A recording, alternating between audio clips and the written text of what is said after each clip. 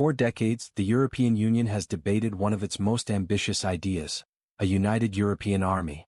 The idea of an independent EU military force has been discussed at the highest levels of European politics, yet it remains elusive. Could the EU establish its own military independent of NATO? And if so, what would it look like? Today we explore the feasibility, challenges, and implications of a European Union army. The growing calls for an EU army stem from several factors. One of the most important reasons is the need to reduce dependence on NATO and the United States for defense. For decades, NATO has been the backbone of European security, but recent shifts in U.S. foreign policy and global conflicts have raised concerns about Europe's ability to defend itself without external support. This has become especially critical given rising tensions with Russia, cyber threats, and regional instability in the Middle East and Africa. A unified EU force would also streamline defense spending, ensuring that European nations are not duplicating efforts in military development and procurement. Currently, each EU nation maintains its own military, often leading to inefficiencies and excess costs. A combined EU army could eliminate redundancies, enhance strategic coordination, and ultimately result in a more effective defense system. Despite the growing interest, the creation of an EU army faces significant challenges. The political landscape of the EU is deeply divided on this issue. Countries such as France and Germany advocate for greater military integration, while nations like Poland and the Baltic states prefer to rely on NATO's security umbrella, particularly against threats from Russia. The issue of national sovereignty also plays a crucial role. Each EU member state controls its own armed forces, and transferring military decision-making to an EU-level authority would be a highly sensitive issue. Many European leaders fear that a centralized military force would reduce their ability to make independent national security decisions. Moreover, military funding is highly uneven across EU nations. While some countries invest heavily in their defense sectors, others, like Germany, have historically maintained low military budgets. A united military force would require all member states to contribute to a central defense budget, which could lead to disagreements over financial obligations and resource allocation. While a fully operational EU army remains unlikely in the short term, several initiatives have been launched to improve military cooperation among member states. The Permanent Structured Cooperation (PESCO) agreement, introduced in 2017, aims to foster deeper collaboration in defense projects, including weapons development, logistics, and cyber defense.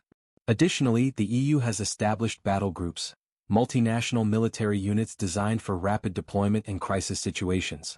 However, these units have never been deployed due to political disagreements over funding and command structures. The European Defence Fund (EDF) has also been introduced to finance research and development in military technology, providing billions of euros to enhance Europe's defense capabilities. France and Germany, two of the EU's most powerful military nations, have taken the lead in integrating their armed forces, setting an example for other EU nations. If the EU were to develop a military force, it would require a significant structural overhaul. A unified command structure would need to be established, potentially under the leadership of an EU defense minister, with operational control centralized at the European level. Additionally, standardization of military equipment would be critical. Currently, different EU nations use a wide variety of tanks, fighter jets, and firearms, making logistics complicated. A united force would require a coordinated effort to streamline military hardware and training programs. A European army would also require a common set of doctrines, rules of engagement, and deployment protocols to ensure that all member states operate seamlessly. The primary roles of an EU military would likely include collective defense against external threats, rapid response to international conflicts, and peacekeeping missions under UN or EU mandates. Analyzing the EU's current military capabilities, the numbers suggest that a European army could be a formidable force. As of 2024, EU nations collectively spend approximately €326 billion on defense, representing about 1.9% of the EU's GDP. In contrast, the US military budget stands at approximately $860 billion, nearly 3.5% of its GDP. The EU's combined active military personnel stand at approximately 1.42 million, slightly more than the US active duty force of 1.3 million. In terms of equipment, EU nations collectively possess over 2,500 main battle tanks, 1,500 combat aircraft, and several aircraft carriers. However, these resources are scattered across different national militaries, and without a unified command structure, they cannot function as a single force. Integrating these military assets under a central EU defense framework would take years, if not decades, and require substantial political will. The creation of an EU army would also have far-reaching geopolitical consequences. A fully independent European military would lessen Europe's dependence on NATO and allow the EU to take a more active role in global security.